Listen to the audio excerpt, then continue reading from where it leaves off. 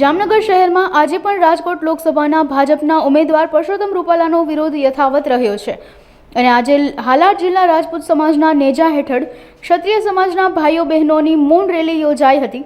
જિલ્લા કલેક્ટર કચેરીએ પહોંચી પરસોત્તમ રૂપાલાની ઉમેદવારી રદ થાય તેવી માંગણી કરવામાં આવી હતી। હાલાર જિલ્લા રાજપૂત સમાજની વાડીથી કલેક્ટર ઓફિસ સુધી મૌન રેલી કાઢીને કલેક્ટરને આવેદનપત્ર પાઠવાયું હતું, જેમાં રાજપૂત સમાજના ભાઈઓ બહેનો બહોળી સંખ્યામાં મૌન રેલીમાં જોડાયા હતા। ક્ષત્રિય સમાજ માટે જે વાણી વિલાસ કરેલો છે તો એ અમે નકારી કાઢીએ છીએ અને રૂપાલાભાઈની ટિકિટ રદ થાય એવો અમારો સમાજનો દાવો છે। શ્રી હાલાર જિલ્લા રાજપૂત સમાજના પ્રમુખ તરીકે સમસ્ત હાલાર રાજપૂત સમાજ તરીકે અમે રૂપાલાભાઈની ટિકિટ રદ જ થવી જોઈએ એવું અમારું માન્ય છે અને અમારી માગણી સ્વીકારે। આજનો કાર્યક્રમ અમે કલેક્ટરશ્રીને આવેદનપત્ર દેવા આવ્યા હતા અને સમસ્ત હાલાર સમાજ રાજપૂત ગ્રુપ દ્વારા અમે કલેક્ટરશ્રીને આવેદનપત્ર આપવા આવ્યા છીએ। આ રેલી કાઢવામાં આવી છે, જેમાં 800 થી 1000 માણસોની રેલી સાથે અમે આવ્યા છીએ અને કલેક્ટર સાહેબને આવેદનપત્ર પાઠવેલું છે।